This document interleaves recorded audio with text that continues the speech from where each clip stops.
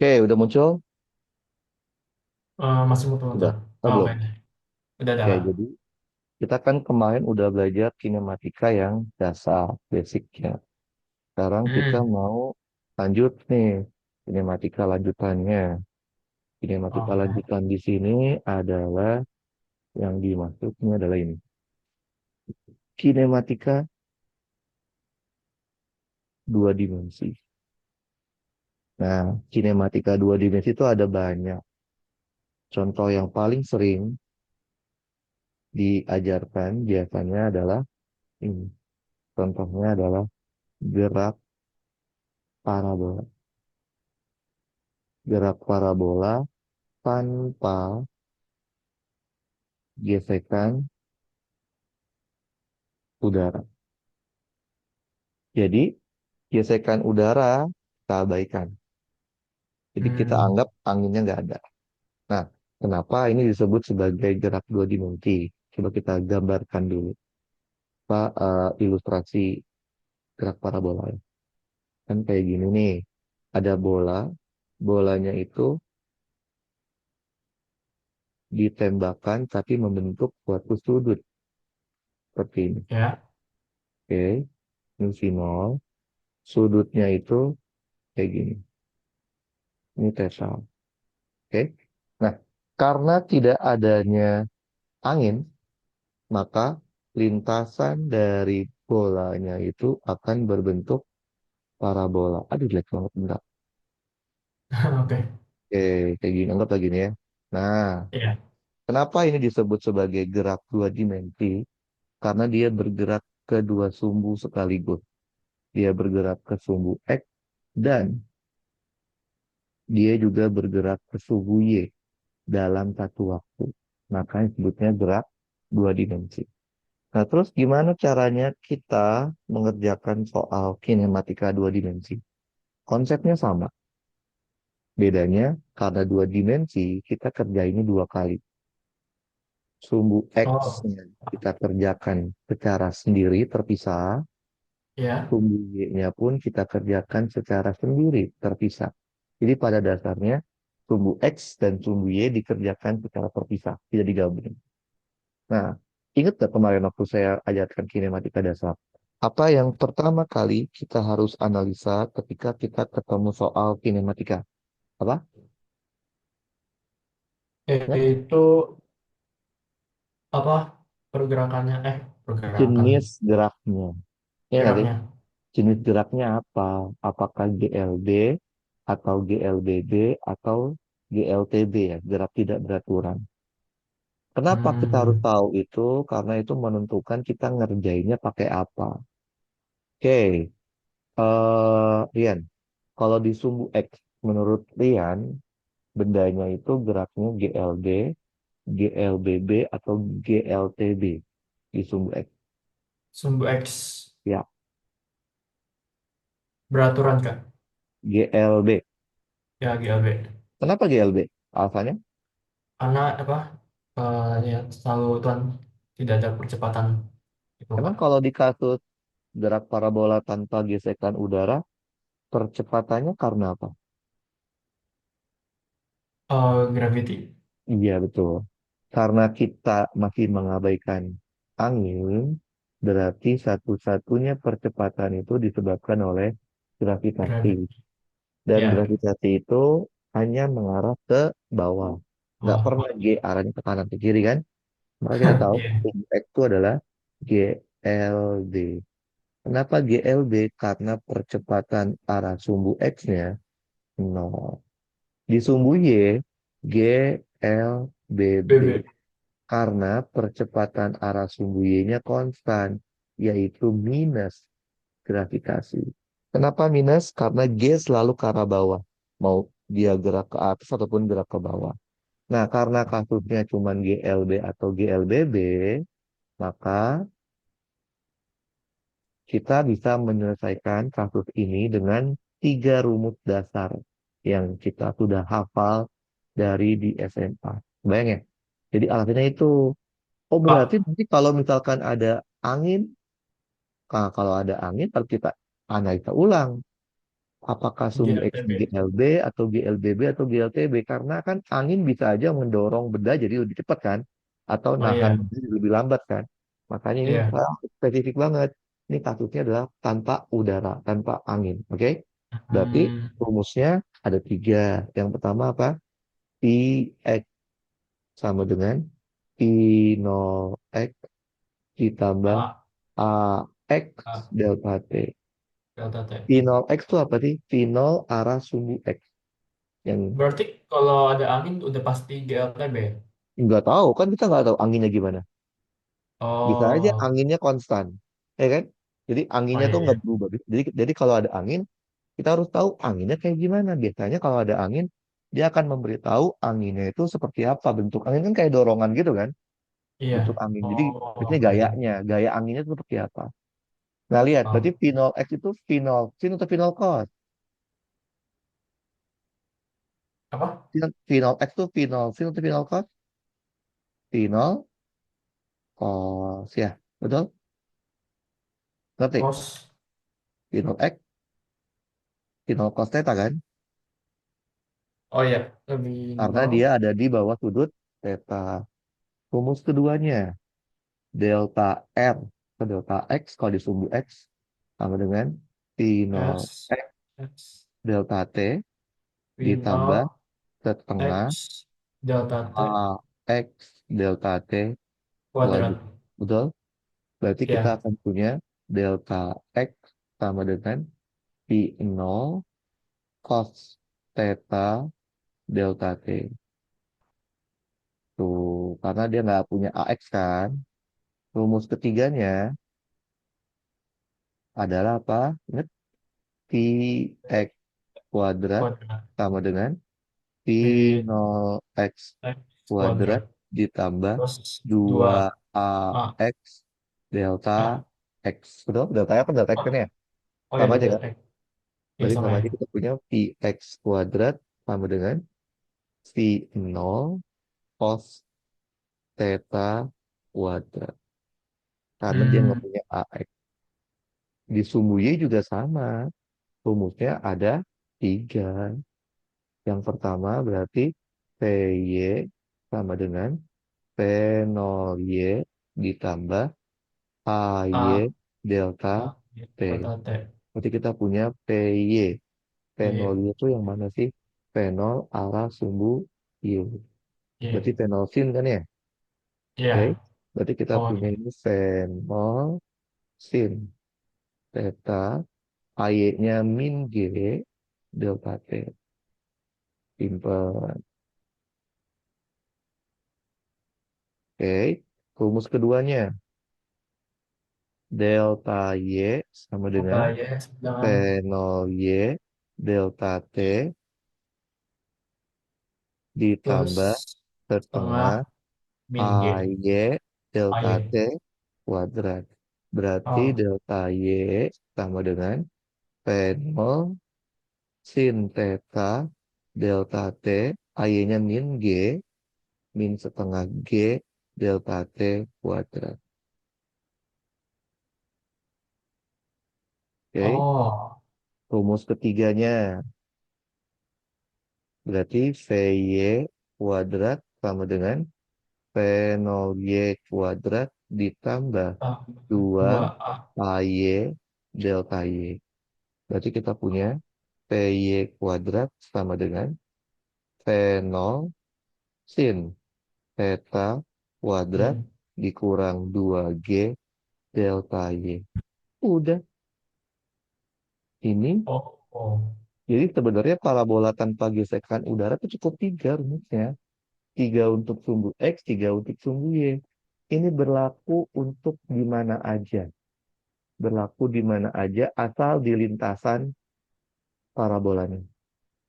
Nah, dulu kan di SMA, biasanya kita diminta untuk menghafal rumus ketika dia di puncaknya nggak sih? Disuruh dihafal. Terus ketika bolanya mencapai maksimum, juga disuruh dihafal. Sebenarnya itu nggak perlu. Kenapa nggak Gak perlu? perlu. Karena nggak perlu dihafal. Karena cukup dengan tiga rumus ini, rumus puncak pun bakal ketemu, rumus maksimum bakal ketemu. Karena ini udah berlaku untuk semua titik nih, tiga rumus yang saya turun ini. Gak percaya, coba deh. Misalkan puncak. Coba Rian, ingat-ingat lagi. Apa yang terjadi dengan si bola ketika dia mencapai puncak? Fenomena apa yang terjadi pada bola ketika dia mencapai puncak? Apa? Puncak, puncak. Ya, apa yang Eh, terjadi pada bola ketika mencapai puncak? Berhenti secara vertikal. Berhenti itu artinya apa? Kecepatannya nol Apa? kan? Kecepatannya nol. Nah, Eh, tapi tapi kecepatan kan yang masih mana? bakal Nah, kecepatan kecepatannya arah sumbu Y, vertikal, Y. VY-nya nol. Karena di sini kecepatannya ada dua, ada Vx sama ada Vy.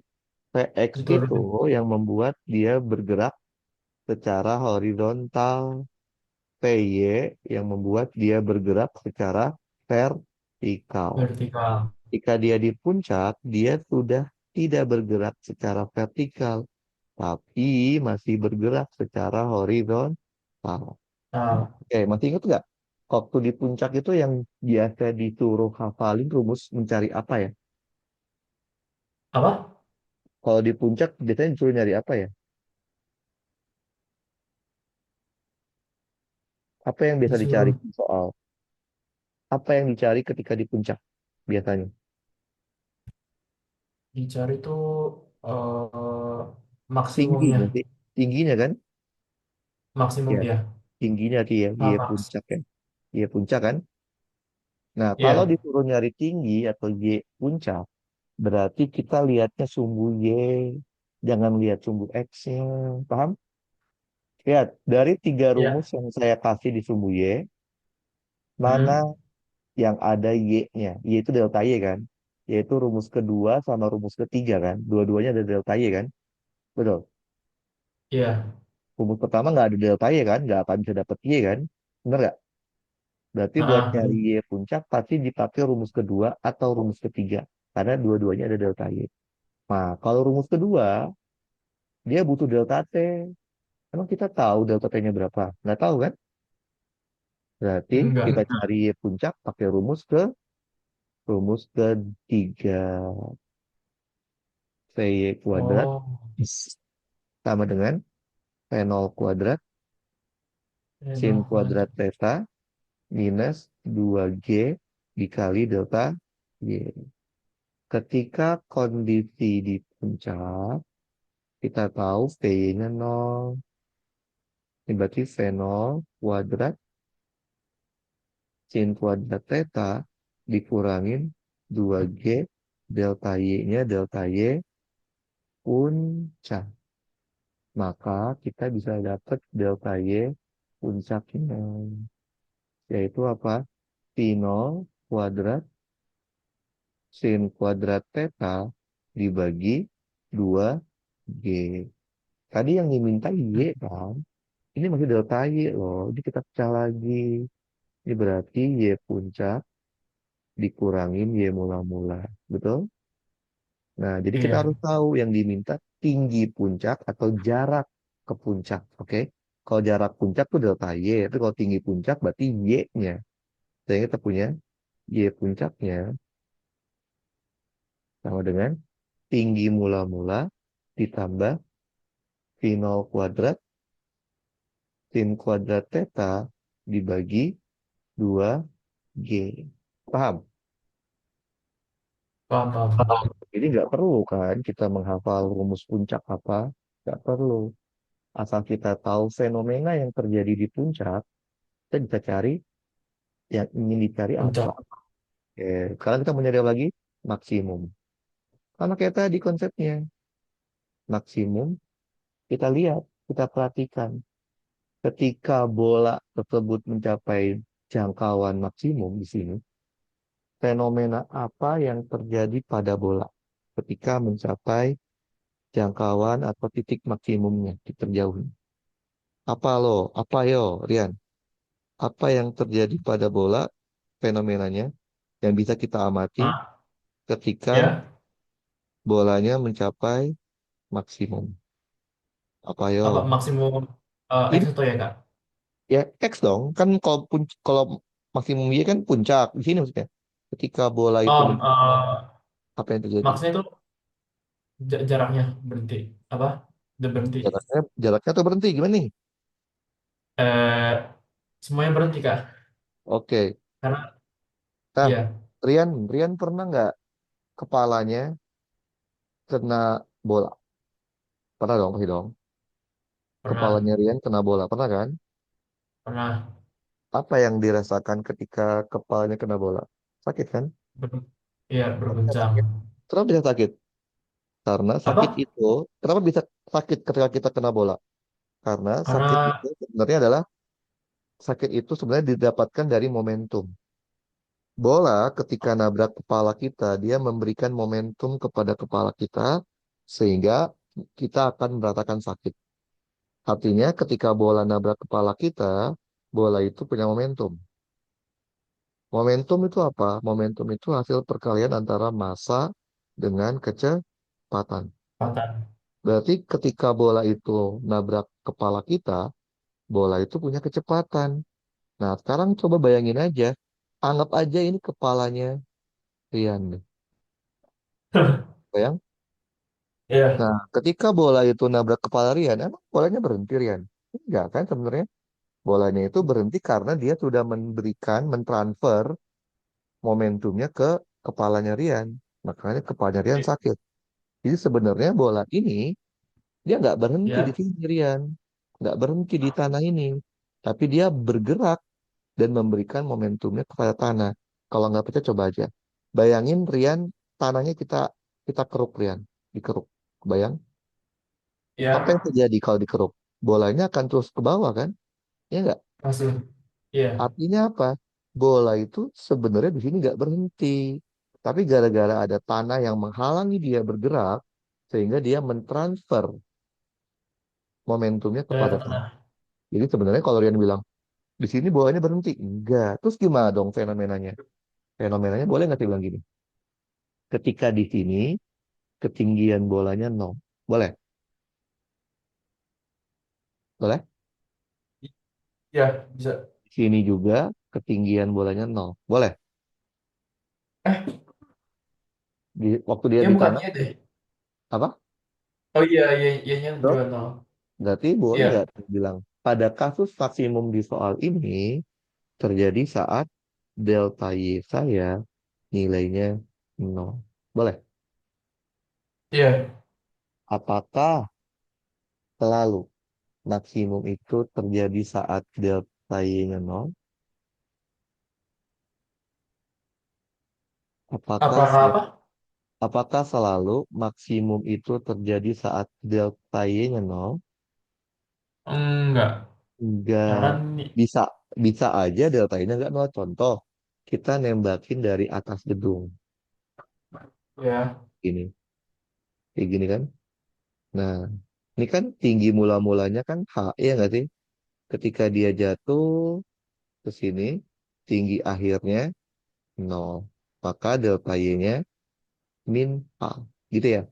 Jadi jangan dianggap maksimum itu selalu terjadi saat delta Y-nya nol.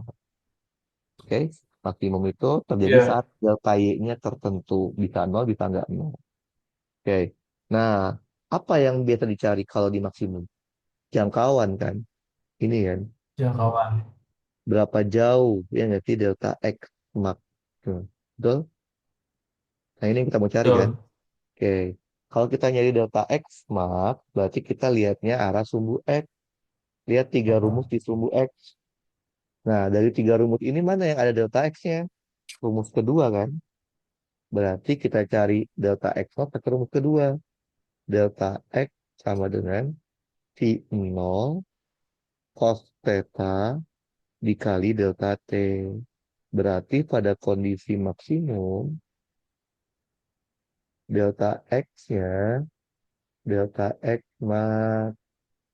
sama dengan T0 cos theta delta T-nya, delta T max. Loh, tapi delta T max-nya nggak tahu. Berarti kita harus cari dulu delta T max-nya berapa. Gimana nyarinya? Kalau kita mau cari delta X, ada yang diperlukan, variabel yang diperlukan, kita carinya dari sumbu Y, dari delta T-nya. Hmm. Karena kita punya informasi delta Y-nya 0, kita butuh delta T, maka kita pakai rumus kedua. Delta Y sama dengan Pi 0 sin theta delta T dikurang setengah G delta T kuadrat. Ketika di maksimum, di soal ini saat delta Y-nya 0. Berarti 0 sama dengan Pi 0 sin theta delta T-nya di delta T max dikurangin setengah G delta T max kuadrat. Saya bisa hilangin delta T max-nya 1. Maka kita akan dapat delta T max-nya menjadi 2 Pi 0 sin theta dibagi G. Rian, pertanyaannya, apakah delta T max pada kasus parabola itu selalu rumusnya 2 V 0 sin theta per G? Tuh, jadi pada kasus parabola kenapa? Pertanyaan saya adalah, apakah untuk Hmm? setiap kasus mencari delta, mencari kondisi maksimum terjauh, itu selalu terjadi saat delta T max-nya 2 V 0 sin theta per G. Apakah rumus delta T max ini berlaku untuk semua kasus untuk mencari maksimum? Ya atau tidak? eh Jawabannya, Wait. ya atau tidak ya? Apakah delta T max itu selalu ini rumusnya? Itu pertanyaan saya deh. Enggak. Enggak. Kenapa? Kan saya tidak bilang. Pada kondisi maksimum belum tentu delta Y-nya 0. Tapi emang yang dicari delta Y. Artinya apa? Karena syaratnya belum tentu delta Y-nya 0, berarti belum tentu delta T-nya segitu. Kalau puncak, puncak itu selalu. Puncak itu selalu terjadi saat P-nya 0. Itu selalu. Artinya apa? Ya rumus dia puncak ya selalu kayak gini. Tapi kalau maksimum beda-beda. Nah udah, kalau itu tinggal kita Hmm. masukin. Makanya saya nggak suka Ah, menghafal rumus-rumus jadi karena biasanya rumus-rumus jadi di SMA itu ternyata bukan rumus umum. Kebanyakan itu adalah rumus jadi yang hanya berlaku untuk situasi atau soal tertentu aja. Kan saya lebih suka tuh, oh, kan saya lebih suka tuh pakainya rumus-rumus yang umum aja. Kenapa? Kalau rumus umum itu umum. artinya apa? Kita yang Bersifat dihafal umum. cuma dikit kayak tadi. Berarti kita kesimpulannya adalah untuk kasus parabola kita itu cukup hafalin 3 rumus utama. 3 rumus sumbu X dan 3 rumus sumbu Y. Selebihnya kita tinggal lihat fenomenanya aja. Nanti kita lihat yang dicari apa. Paham?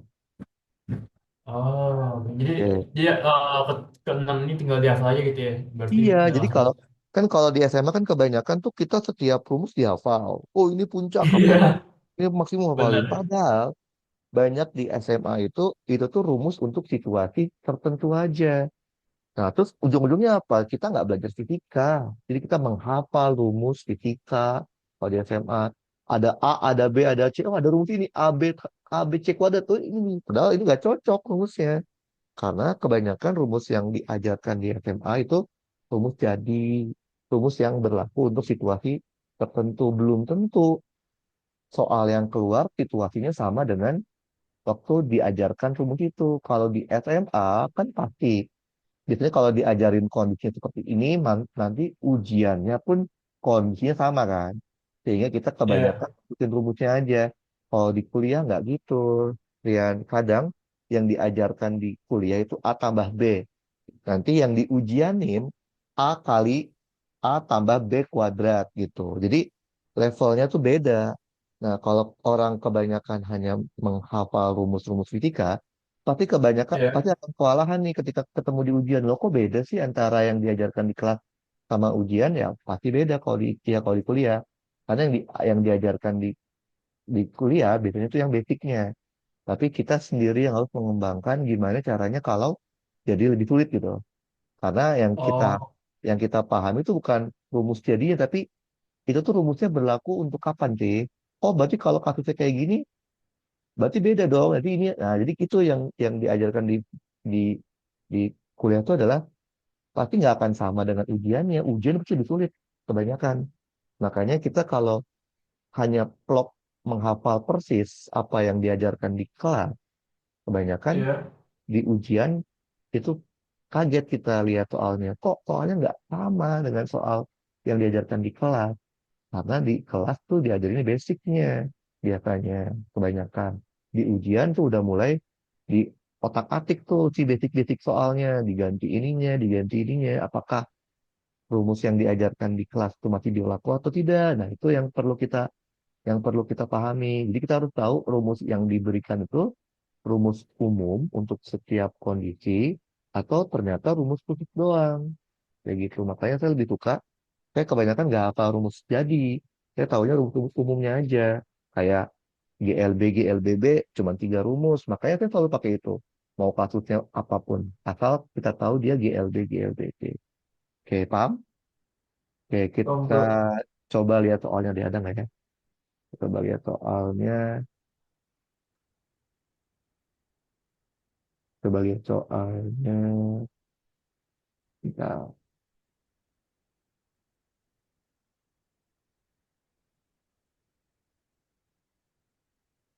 ada nggak yang parabola ya?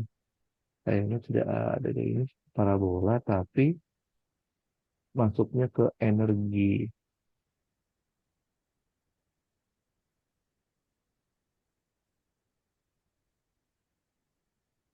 Nah, bentar ya. apa ya? Oke, nah, kalau nggak ada kita pakai soal itu aja deh, pakai soal ITB aja deh. Bentar, soal ITB. Kita coba lihat soal tentang parabola. Oh, Bentar ya, saya coba lihat. Eh, ya.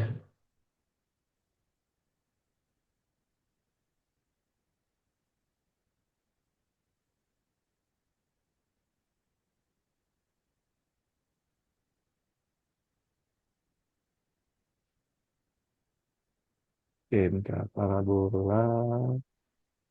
Anu, oh ini berat dua dimensi.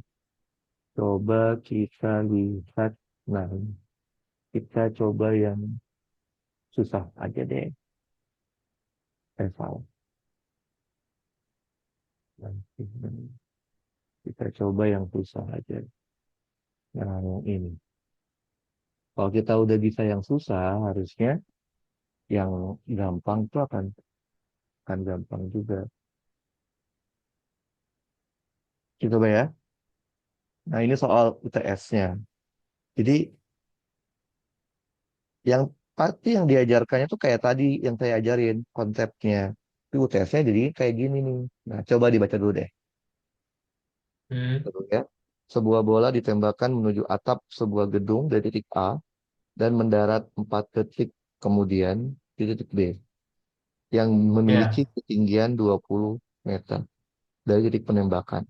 Lintasan bola sebelum menyentuh titik B membentuk sudut 60 derajat dengan permukaan apa?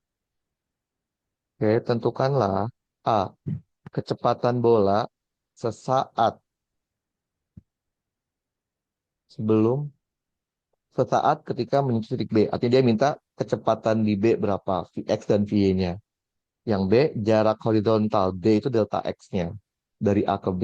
Yang C adalah tetanya berapa, si nolnya berapa. Nah, kita mulai Hmm, dari, ini enak banget soalnya udah ada gambarnya ya.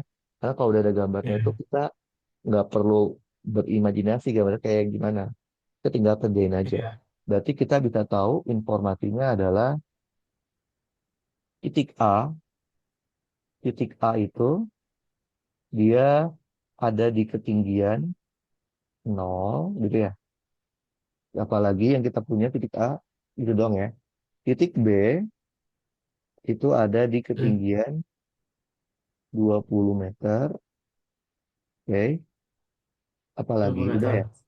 Terus waktu yang Habis itu diperlukan delta T dari A ke B itu adalah 4 detik. Betul? sama gravity Gravitinya kita pakai 10. misalkan 10 deh ya. 10. Ya, 10 meter per second. Oke. Nah, saya mau tanya deh. Apakah menurut Rian 60 derajat itu sama dengan theta? eh Kemudian sama nggak? bukan, bukan, Bukan, bukan. betul. Theta itu harus antara V0 dengan horizontal. Berarti anggap saja itu beta, oke? 60 Oh, derajat.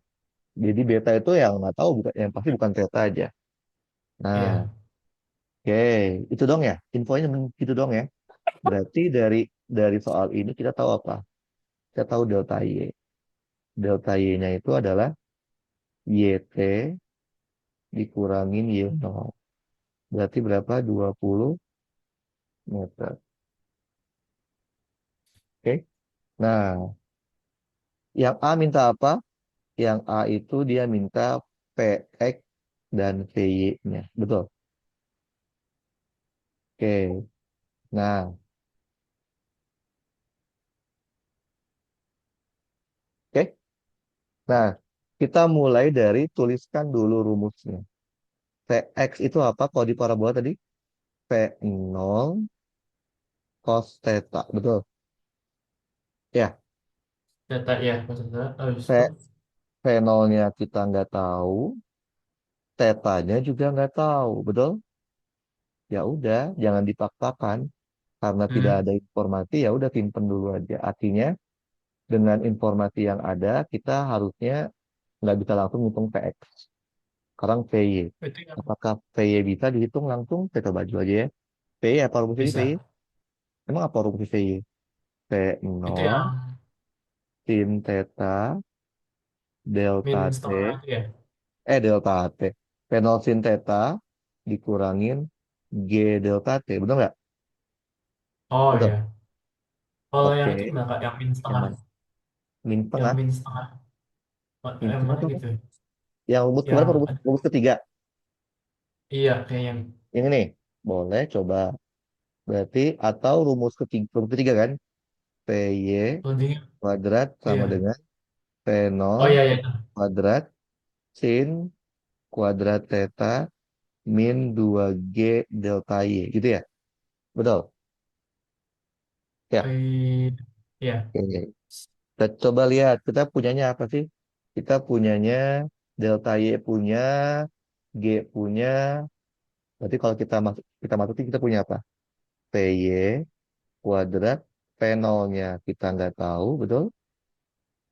Tetanya Iya. kita nggak tahu. G-nya 10 ya. 2 dikali 10. Delta Y-nya berapa? Delta Y 20 ya. 20. Datanya Gitu 20. ya. Berarti kita punya PY kuadrat sama dengan P0 kuadrat sin kuadrat theta minus berapa itu? 2 kali 4 100 ya. Benar. Betul. Oh iya ya. Masih nggak bisa kan? Nah, kalau masih nggak bisa, simpen dulu aja. Simpen dulu. Artinya, dengan modal informasi yang kita dapat di awal, itu masih belum bisa kita gunakan untuk mencari PX dan PY. Betul? Betul. Berarti kita cari dari informasi yang diketahui. Dia ada Itu aja tuh informasi Kak. apa? Yang delta Y Lah iya, apa ya? kan Sama dengan kita punya delta Y kan? Nah, tadi iya ingat nggak delta Y itu rumusnya apa? V O Y. V0 Itu yang sin aku bilang, theta, min oh tengah ya oke. Delta T dikurangin setengah G G delta T delta ya. T kuadrat. Ah, Delta ya. Y-nya 20, P V 0-nya O Y nggak tahu, sin V O theta Y nggak tahu, delta T-nya 4 ya, 4 dikurangin setengah, G-nya 10, 10 dikali kali 4 4 kuadrat. Berarti 20 ya, sama dengan 4 P 0 final kita dikurangin 5 5 kali kali 16. 80 ya. Betul. Tap, ya, I Berarti think kalau kita pindah ruas, jadinya 100 sama dengan 4 P 0 sin theta. Betul? 25 ya. Betul ya? Iya, sama dengan 25 Kak. Oke, berarti kita akan punya P 0 sin theta-nya sama dengan dua Sama puluh. dengan 25. Berarti dari informasi yang diberi, yang diketahui, kita tahu P 0 sin theta-nya. Oke. Kalau kita tahu P 0 sin theta, tahu dong PY-nya. Ya enggak sih? Tadi kan PY-nya apa? Kalau apa? Kita kan tadi kan mau nyari PY kan? Kan dia adalah Ya. 0 sin Oh iya, theta. jadi Nah, mm, dikuadratin, dikurangin 400 kan? Betul? mm. Oke, berarti kita punya PY kuadrat sama dengan V0 berarti 625 ya. V0 ternyata ya, betul? 25 kali 5. 25 Ya, kuadrat, betul? 5 Dikurangi kuadrat 400. kali 40. 400. 400. Berarti PY-nya itu adalah 625 dikurangin 400, betul? Oh, Diakarin ya, betul? ya. Itu berapa tuh? Akar 625 kurangin 400. 15. 400 kan 20. 15 ya, betul? Oh, 15. Nah, berarti dapat PY-nya. Oke. Tapi kan kita mintanya P dan PX kan? Dapat nggak PX-nya? Tinggal dapat ya. Bener ya? Karena VX itu adalah V0 cos theta doang kan? Berarti Iya, kita nggak bisa memaksakan mencari VX dari V0 cos theta. Karena ini udah stuck nih. V0-nya nggak tahu, theta-nya nggak tahu. Yang kita tahu itu adalah V0 sin theta tahu. Tapi V0, kita butuh V0 sama theta-nya kan? Nah, kita coba cari iya, alternatif lain. Coba lihat. Itu tadi alternatifnya. Kan dia nabrak di sini kan? Betul? Kalau iya. diperpanjang, berarti kan dia gini. Ini V ini. Jadi kalau diurai, ada yang ke kanan, itu adalah PX, sama ada yang ke bawah, itu adalah PY. Betul? Betul-betul. Betul. Berarti kalau itu 60 berarti ini juga 60 ya? Iya nggak sih? Betul. Betul, betul 60 sama. Nah, Namanya. oh berarti kita bisa dapat dari sini. Berarti, boleh nggak saya bilang gini? Apa? Tangen 60 derajat, lihat yang segitiga ini, bayang, berarti sama aja, PY Iya. dibagi PX. Benar nggak? Untuk dapat apa, Kak? Apa? Untuk dapat apa? Enggak, mencari alternatif buat nyari PX. Kita tadi kan udah mau nyari PX, tapi kan mentok kan? Tak kan? Iya. Karena kita Hmm? nggak tahu V0-nya, nggak tahu tetanya. Berarti kita cari alternatif lain, cari PX. Cara dapat dari tangen 60 tuh PY per PX, ya nggak sih? Betul. Iya. Oke. VFX. Nah, kita cari alternatif itu. Karena pakai rumus utama mentok, tak. Tangen 60 itu adalah PY dibagi VX. Berapa nilai tangen 60? Satu. Bukan. Nggak usah. Berarti kan sin 60 dibagi cos 60.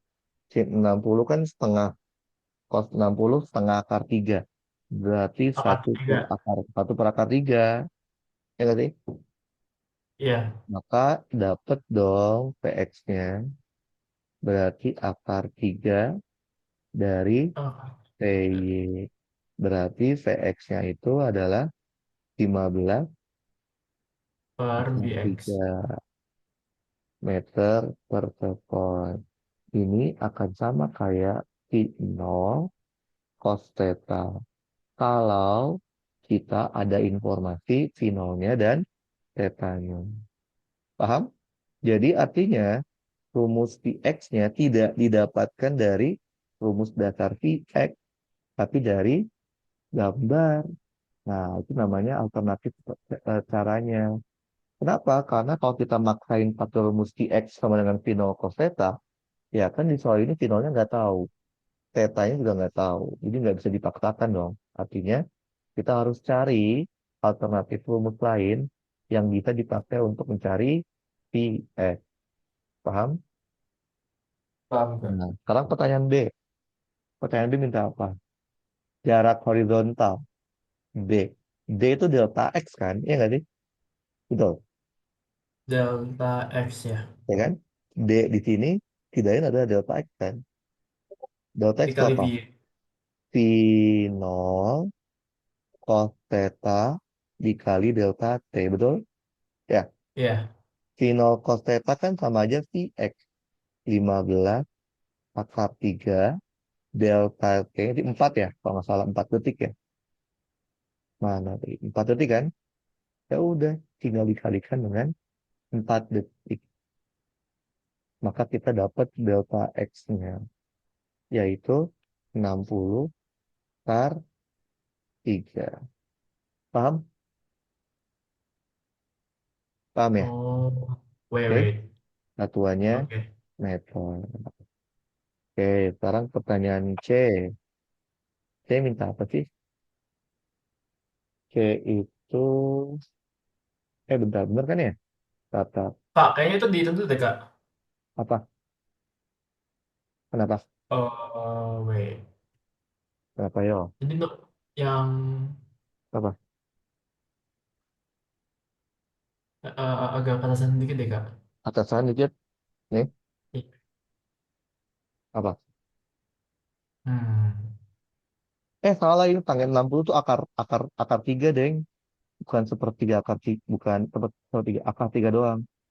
Berarti ini X-nya 15 dibagi akar Berarti ini X-nya harusnya Y dibagi akar 3. Berarti ini Berarti harusnya biar bawahnya sama dikali akar 3 per akar 3 ya? boleh. Itu namanya dirasionalkan. Iya, maksudnya rasional kan? Ya, berarti jadinya berapa? 5 akar 3 ya. Betul ya? Oh Oke, ya, berarti ini 5 akar 3. Kalau kayak tadi cos 60 kan setengah akar 3. Cos 60 setengah, sin 60 setengah akar 3. Maka dapatnya 20. Oke. Oke, sampai sini ada pertanyaan nggak? Nggak ada? Belum? aman, Kak. Oke, sekarang yang C. C minta apa dia? C dia minta tetanya berapa, pinolnya berapa. Nah, loh, ini gimana caranya nih? Tetanya berapa, pinolnya berapa? Oke, kalau dari konsep dasar yang tadi saya ajarin, Ya, teta sama pinol itu kan biasanya dikasih tahu ya. Ya nggak sih? Ya. ya, Nah, sekarang malah disuruh cari. Artinya apa ya? Rumusnya kita harus cari sendiri karena nggak ada rumus buat mencari theta dan pinol. nggak ada Sekarang, rumusnya. lah, coba lihat deh. Di konsep dasar yang tadi saya ajarin, pinol Ya, dan theta itu malah variabel yang kita ketahui kan? Ya nggak? Makanya yang ya. dicari itu Vx, Vy, delta X, delta Y kan? Ya nggak? Hmm, Lihat, di semua rumusnya itu ada pinol dan theta kan kebanyakan. Benar nggak? Artinya iya, di konsep dasar yang saya ajarkan, pinol dan theta itu adalah variabel yang diketahui. Loh, sekarang dijadiin variabel yang dicari. Berarti rumusnya ya mikir sendiri. Nggak tahu kayak Lucu juga sih. rumus jadinya. Nah, gimana Tapi caranya ada kita? rumusnya, Kak. Nggak ada. Kita cari sendiri. Caranya adalah coba kita kumpulkan semua informasi yang kita sudah dapatkan. Kita punya informasi apa? Kita punya informasi delta Y. Kita ada informasi delta Y, betul? Delta Y-nya 20 ya, dua 10 puluh meter. Kita juga punya informasi delta X. Delta X-nya adalah 20 akar 3, gitu ya. Kita punya informasi Mm-mm. apa lagi? Yang kita dari soal, kita punya informasi V nol sin theta. Kita punya informasi kalau V nol sin theta itu nilainya 25. Ada apa lagi? Ada V nol cos theta. V nol cos theta itu adalah 5 akar 3. Oke, coba lihat. Dari informasi yang kita punya, kita diminta untuk mencari V nol dan theta.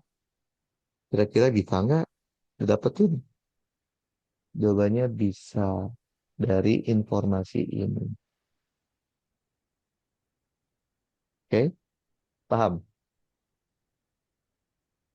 Nah, sekarang tinggal Rian mau nyari mana dulu, Rian? Rian mau cari tetanya dulu atau nyari finolnya dulu? Mau cari yang mana? Final.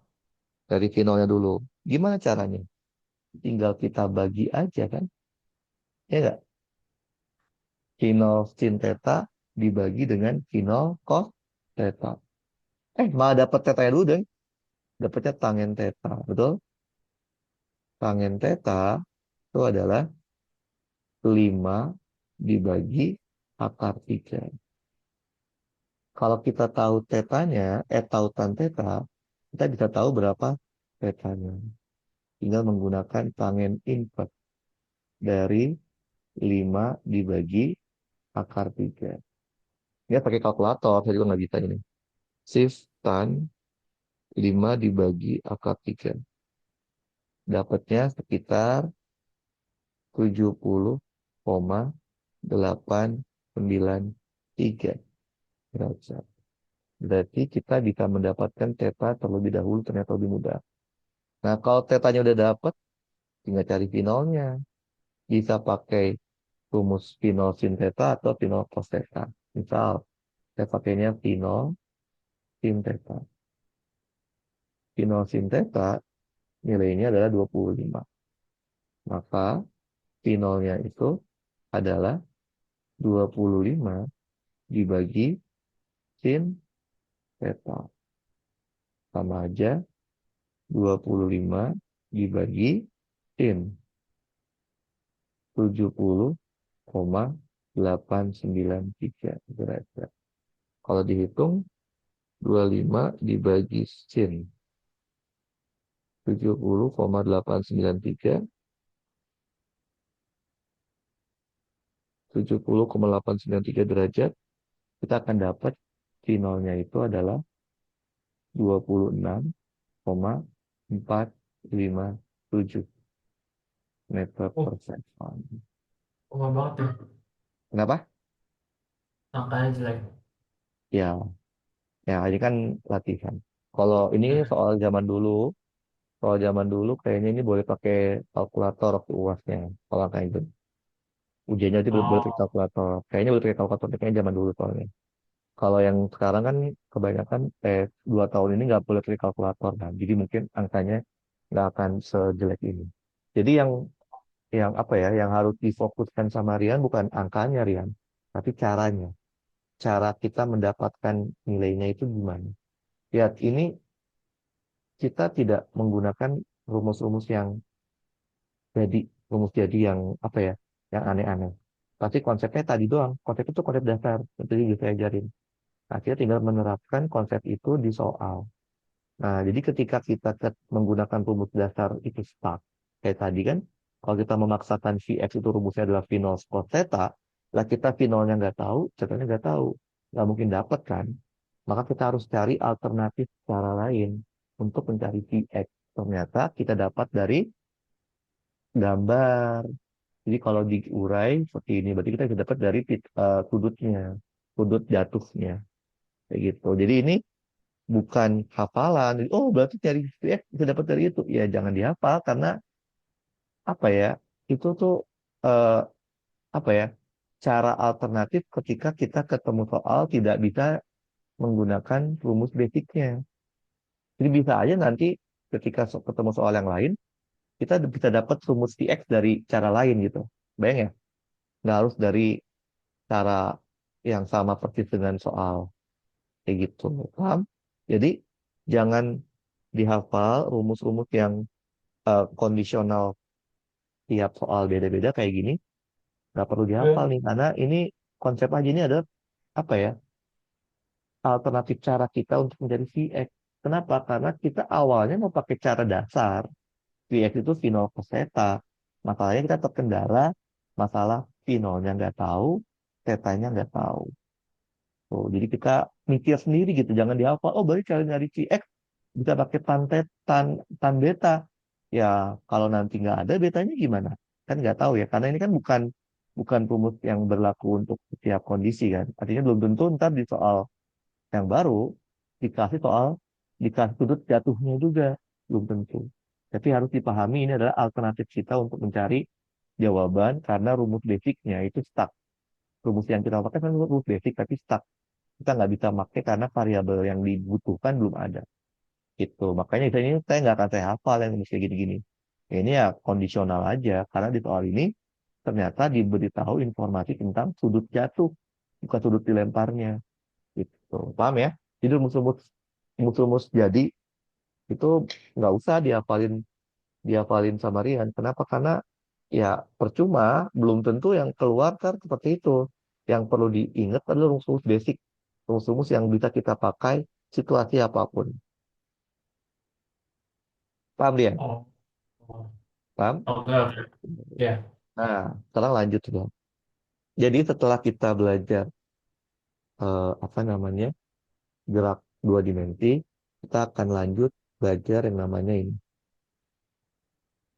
gerak melingkar. Oke. Nah, secara konsep gerak melingkar itu sama aja kayak gerak lurus. Kita kan sebelumnya udah belajar gerak lurus ya. Gerak lurus itu nama lainnya adalah gerak linear. Sedangkan gerak melingkar, nama lainnya itu adalah gerak angular. Oke, saya akan kasih perbandingan. Kenapa saya bilang kalau kita udah belajar gerak lurus, harusnya gerak melingkar tuh bisa. Harusnya. Kita kasih perbandingan ya. Kita saya bikin dulu perbandingannya. Jadi secara basic gerak melingkar itu sama dengan gerak lurus secara basic ya. Oke, ingat nggak di gerak linear, gerak lurus kita belajar cuma tiga kan. Kita belajar posisi, kita belajar kecepatan, dan kita ya. belajar percepatan. Betul. Oke. Di angular atau gerak melingkar juga sama. Kita belajarnya tiga, yaitu belajar tentang sudut, Sudut. Ya. apalagi belajar tentang omega, dan belajar tentang Umum. alfa. Nah, sekarang pertanyaannya, ada hubungannya nggak antara R dengan theta, V dengan omega, A dengan alfa? Jawabannya ada. Posisi R itu adalah jari-jari dikalikan dengan sudut. Tapi sudutnya harus diubah terlebih dahulu menjadi radian, jangan derajat. Ini yang disebut sebagai panjang busur. Jadi panjang busur itu adalah jari-jari dikali sudut. V dengan omega ada hubungannya? Ada, yaitu jari-jari dikali omega. A dengan alfa ada hubungannya? Ada, yaitu jari-jari dikali alfa. Oke, ini adalah hubungan korelasinya. Nah, ingat nggak waktu kita belajar gerak lurus? Gerak lurus ada tiga jenis. ada GLB, ada GLBB, Ya, ada GLTB. Betul? Ciri utama dari A.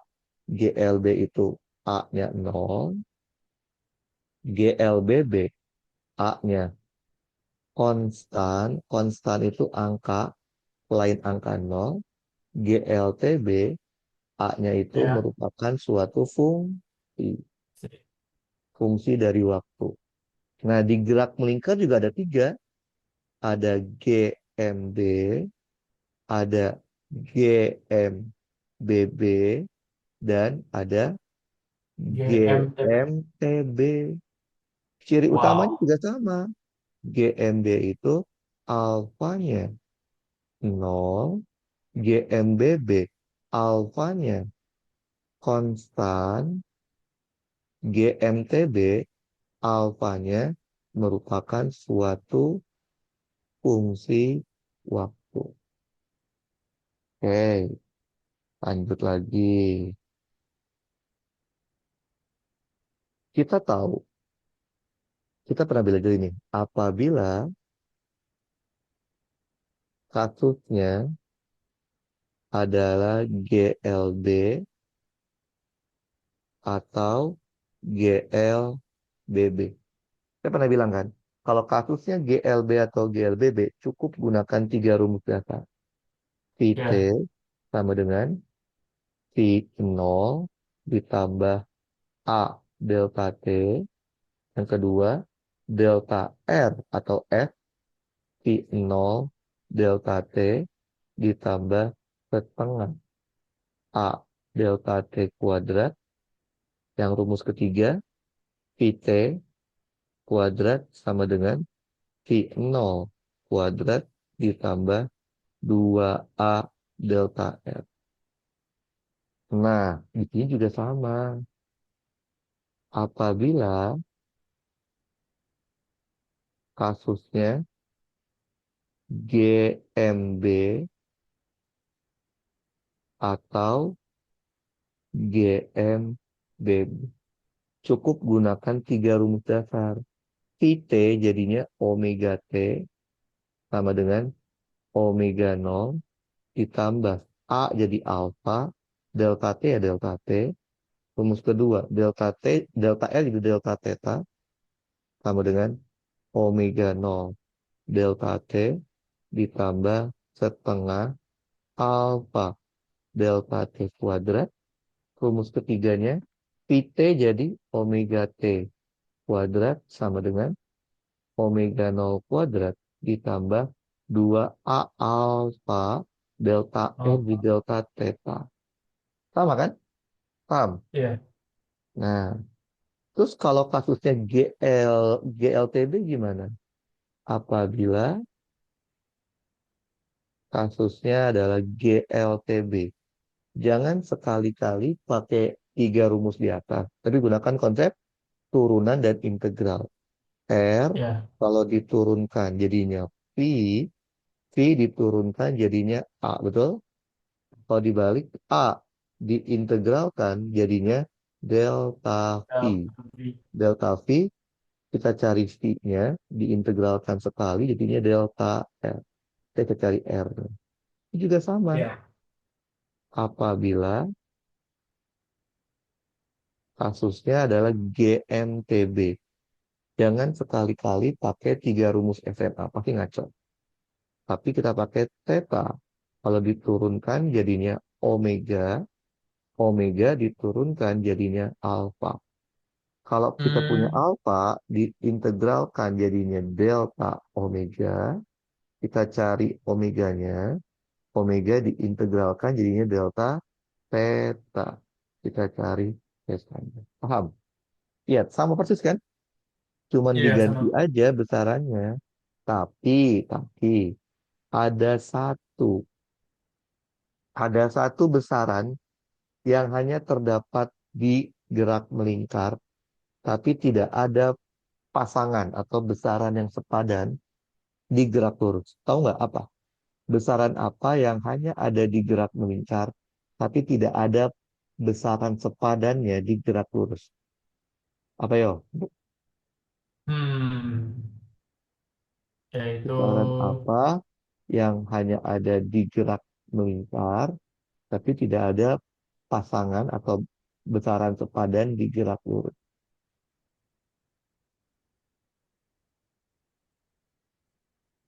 Ayo, eh tahu namanya adalah penting dengar yang namanya ini percepatan oh sudah. sentripetal. Pernah dengar? Apa itu percepatan sentripetal? Yaitu adalah percepatan yang Hah? mengarah ke pusat lingkaran.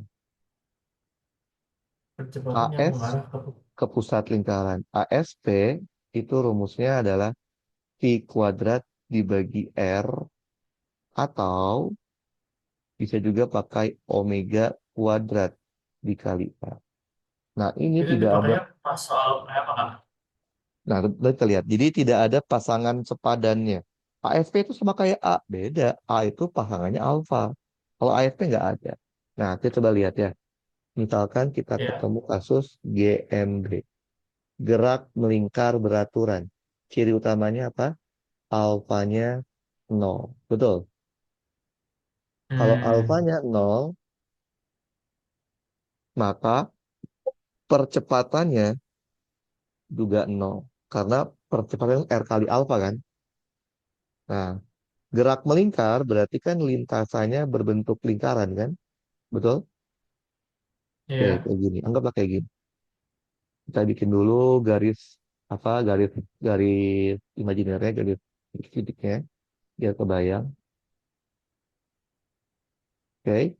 Nah, Hmm, anggapnya ada hmm. sebuah partikel. Partikel sedang bergerak melingkar. Anggaplah situ lingkarnya.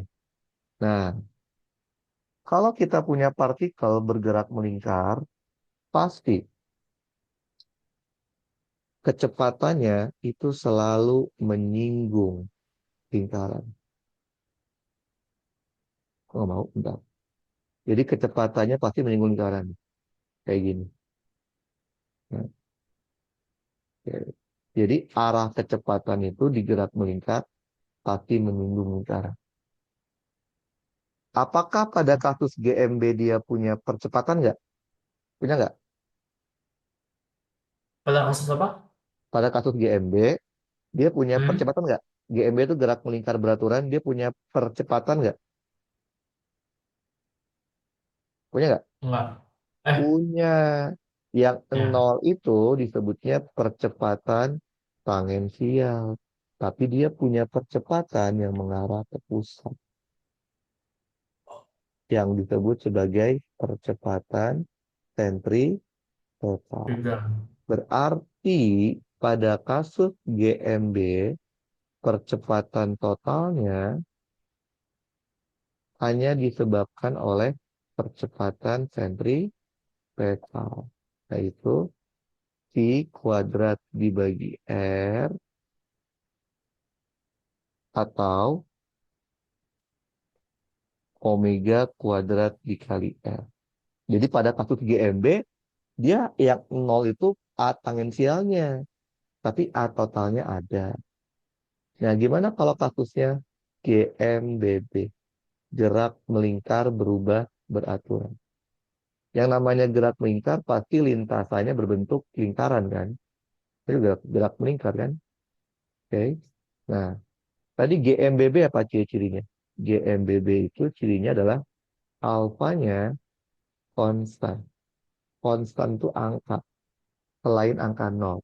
Kalau alfanya konstan, percepatan tangensial di yang rumusnya R dikali alfa juga nilainya konstan. Oke. Oh, Kalau tadi hmm. A-nya nol, alfanya nol, A tangensialnya nol. Kalau sekarang ada A tangensial. Coba kita gambarin dulu ya, ilustrasi garisnya.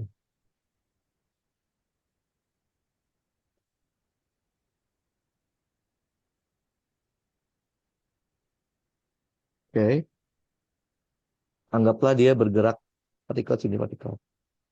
Anggaplah gerak begini ya. Oke.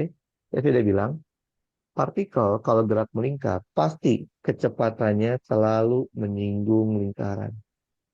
Ini disebut sebagai kecepatan tangensial. Siap. Itu V tangensial artinya. Terus dia ada A tangensial, berarti ke arah mana A tangensial? Arah A tangensial itu searah dengan V tangensial. Kalau dia dipercepat. Kalau diperlambat, maka A tangensial arahnya berlawanan dengan V-nya. Terus ada apa lagi? Setiap benda gerak melingkar, pasti ada percepatan yang mengarah ke pusat. Namanya apa? Percepatan sentripetal. Nah, lihat. Pada kasus GMBB, dia ada dua A, yaitu A tangensial sama A SP, di mana dia membentuk sudut 90 derajat. Sehingga percepatan totalnya kita cari pakai vektor. Itu akar dari percepatan sentripetal kuadrat ditambah percepatan tangensial kuadrat. Ke arah mana ini? Arahnya pakai vektor. Nah, ini arahnya. Arah A totalnya. Jadi, pada kasus GMBB, dia punya dua percepatan. Yaitu percepatan sentripetal yang menuju ke pusat dan percepatan tangensial yang menuju yang sesuai dengan arah kecepatannya.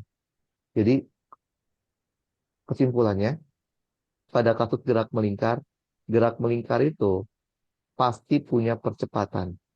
Minimal percepatan sentripetal. Juga. Ngerti? Eh, Jadi setiap gerak benar. melingkar, mau itu GMB atau GMBB, pasti ada ASP. Karena setiap benda gerak melingkar pasti ada percepatan yang mengarah ke pusat. Sekarang kita coba lihat soalnya. Dari soal tutorial tadi lagi deh. Tadi ada gerak melingkar. Nah ini. Oke, kita coba yang gampang aja deh, tutorial aja dulu. Nomor satu tapi yang C.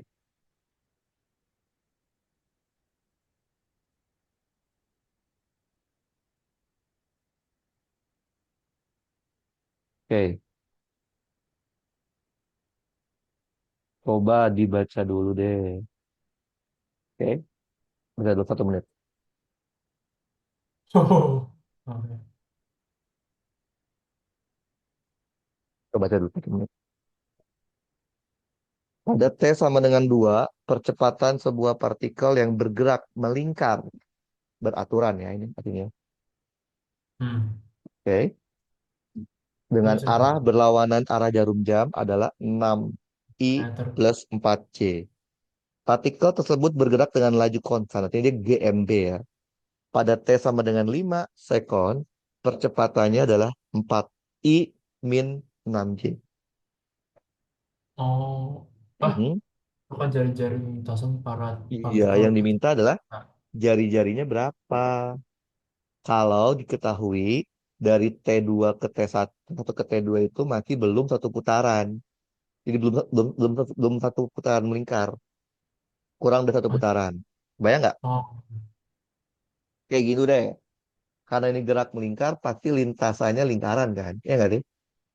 hmm. Kita gambarkan dulu deh lingkarannya deh.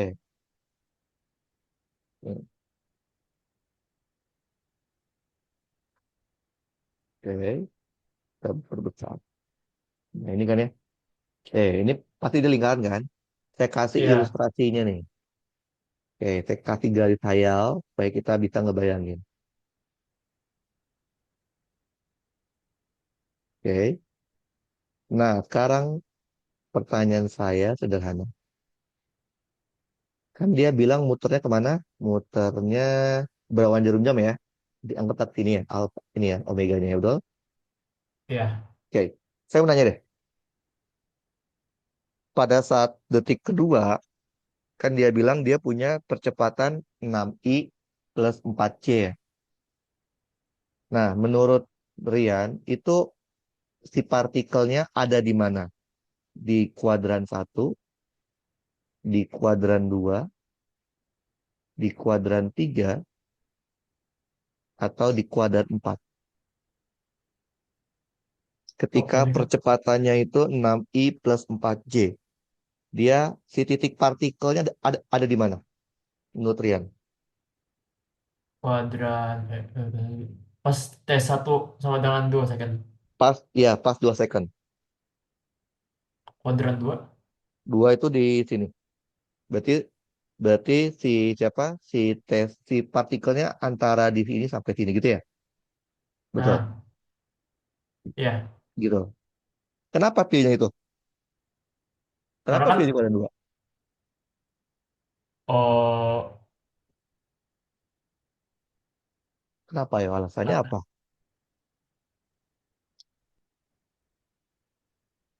Apa alasannya? Kenapa menurut Rian dia di kuadran 2 nih? Tahu dari mana? Apa alasannya? hmm, Apa? tunggu dulu.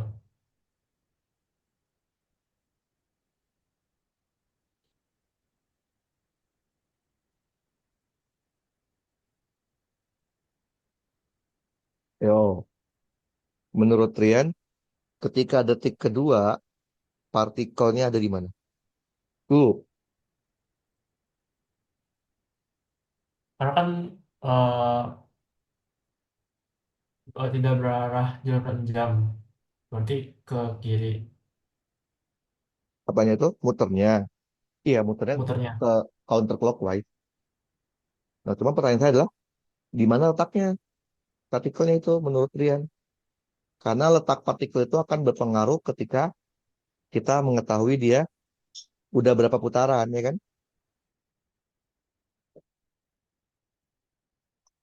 Di mana Rian? Ayo, menurut Rian di mana tuh letak partikel ketika detik kedua? Di mana ayo? Berdasarkan informasi itu.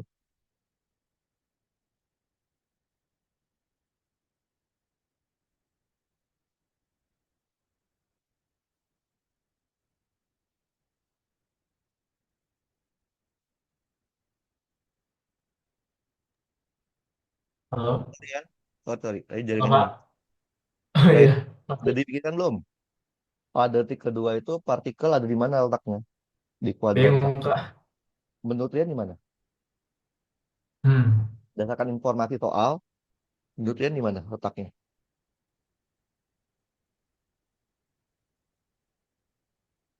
Clue-nya adalah di percepatannya, lihat. 6i plus 4j. Itu menurut Rian di Bingung. mana letaknya? Soalnya Di mana?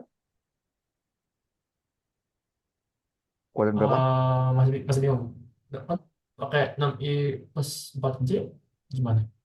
Ya itu menurut Rian itu dia ada di, kan itu percepatannya kan, ketika 2 detik kan. Nah dari Ya, informasi itu kita bisa tahu partikel itu ada di mana. Dari informasi itu. Di mana yo? Kira-kira. Gimana? Tahu? weh, Kuadran satu, 2, apa 3, apa 4?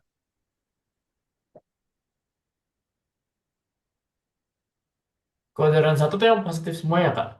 Ya, ini kan X ya. X to I kan? Ini J ya. J itu Y kan? Berarti di kuadran satu. Alasannya Karena dua-duanya positif. positif-positif. Nah, Iya, oke. Nah, pertama-tama kita harus tahu dulu. Ini kan jenisnya GMB, bener nggak? iya, Tapi dia ngasih tahu percepatan. Ya kan kita udah tahu kan? Pada kasus GMB, percepatannya adalah ya, percepatan sentripetal, betul? iya, Berarti A yang dimaksud adalah A sentripetal, betul? iya. A sentripetal tuh arahnya kemana? Ke pusat lingkaran kan, betul? Pusat Pusatnya lingkaran. kan ini kan pusatnya kan. Nah, kan coba lihat. Kalau siapa? Kalau Rian menganggap ini ada di kuadran satu, Berarti kan dia gini dong. Anggap aja gini ya, misalkan gini deh. Berarti kan dia ke kanan itu 6 betul? Dan ke atas 4 betul? Ya, berarti Iya. percepatannya ke arah ini. Ya nggak? Betul. Apakah ASP ke arah Loh, sini? Salah kan? Jadi si letaknya jadi bisa bukan di diulangi, bisa diulangi apa? kan? Kan tadi kan Bisa diulangi Kak? kata Rian tadi kan dia di kuadrat satu nih. Karena Ya, percepatannya positif I sama positif J kan. 6 ke kanan, ya, 6 I kan dia 6 ke kanan kan. Sama 4 ke atas kan, ah, betul? Berarti kan kalau kita ya. kayak gini kan kalau kita pakai vektor berarti ke arah sini kan? Arah resultannya ya nggak sih? Berarti ini arah AFP-nya ke sini dong. Emang AFP ke arah luar, salah kan? Jadi yang benar itu di titik ini letaknya di mana yo? Dari bawah, Di sini. dari bawah. Nah, ini kan begini. Ini 6, ini 4 kan ya, betul? Sehingga Ya, dia memungkinkan dia akan mengarah ke saat. bayang. Nah, jadi kita tahu letak letak T1 itu di sini. Sekarang kalau gitu, letak ketika T-nya sama dengan 5 detik gimana, Rian? Nah, dia bilang Hmm, 4I plus min 6J. Di mana tuh? kayak 4i plus 6j. Sehingga dia menghasilkan ASP-nya ke pusat. Di 1, 2, 3, 4. Berarti kan kayak kebalikannya aja Kak. Karena kan itu Jadi, kalau minusnya hmm, yang J, berarti kan harusnya kanan bawah. hmm. Jadi itu Jadi kiri gimana? atas. Jadi kuadrat, Kuadran 2. kuadrat 2. Dia 4, Ya Kak? 4 ke kanan sama ke bawah kan? Gitu ya. Iya. Berarti dia ada kemungkinan dia lurus gini kan. Nah, oke. Berarti kita tahu dia itu baru bergerak dari sini Hmm, sampai sini. Bayang? Ah, ingat banget. Jadi dia baru gerak belum satu putaran kan? Ya, betul? belum. Oke. Belum. Sekarang pertanyaannya adalah, ini berapa putaran ya? Ini kan kurang dari satu kan?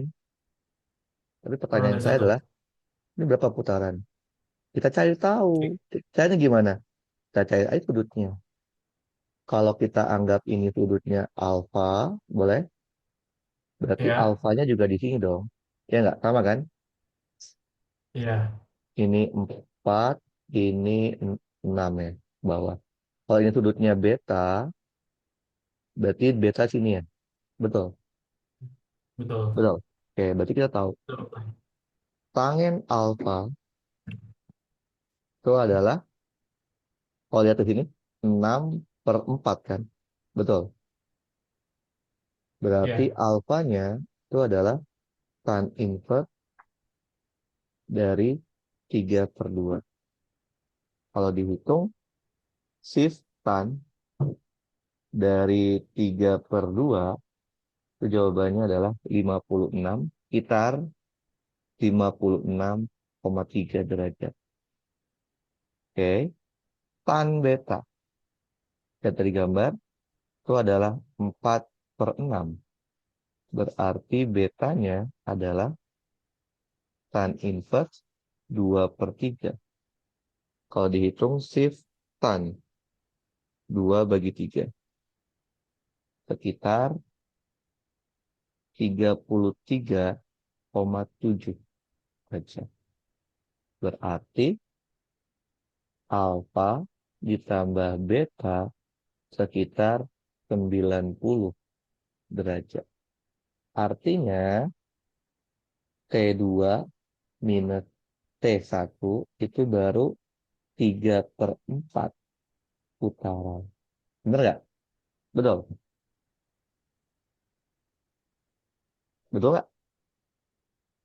Hmm. Karena ini kan 90. Berarti dia Hmm? udah berputar sebanyak 270 kan? 270 derajat kan artinya udah 3/4 putaran kan? Betul. Nah, kita Iya. masukin T2-nya 5, T1-nya 2. Berarti 3 sekon itu sama dengan 3/4 periode. Berarti kesimpulannya periodenya adalah 4 sekon.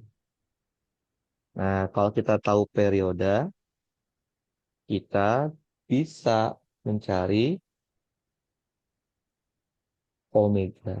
Omega itu rumusnya apa? 2pi dibagi periode. Berarti pi per 2. Satuannya radian per sekon. Kalau kita udah tahu omega, kita bisa tahu percepatan sentripetal itu kan rumusnya apa? Omega kuadrat dikali R. Betul.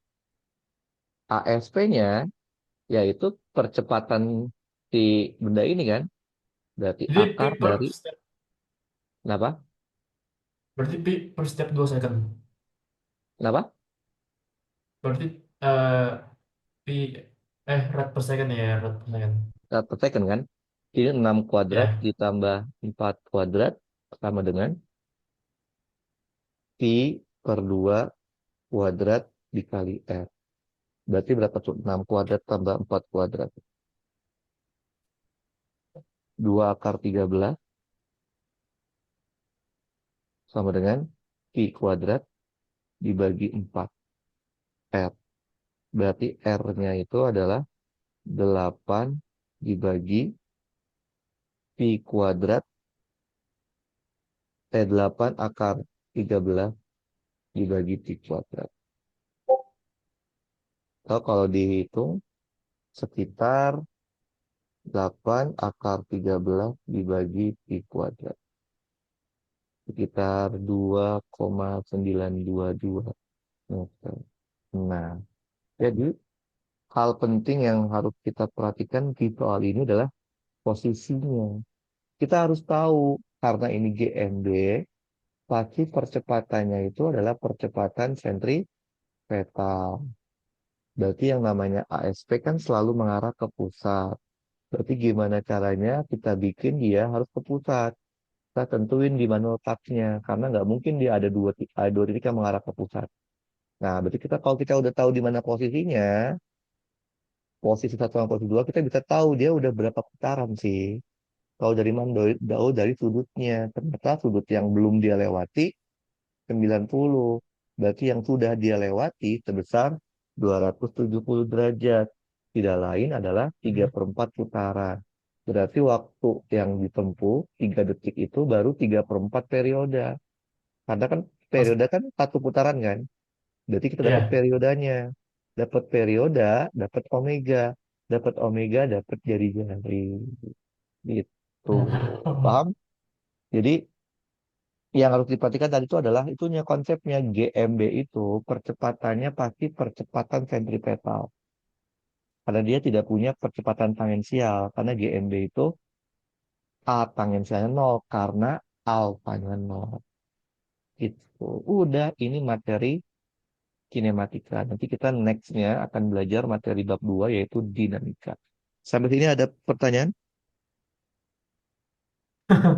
Eh, Ada? Boleh sih Kak, belum. Oke, ya, kan masih lama ini. Nanti kita belajar pelan-pelan aja. Oke, kalau tidak pertanyaan nanti Alright. saya akan kirimkan untuk catatan sama link videonya kalau udah di-upload ya. Oke, mari Rian. Oh, kayak Yo. juga materinya. Apa? Lumayan juga materinya. Ini baru mulai, besok lebih susah lagi. Ini kan baru bab 1. Alright. Oke, oke Rian, yuk mari. Ya.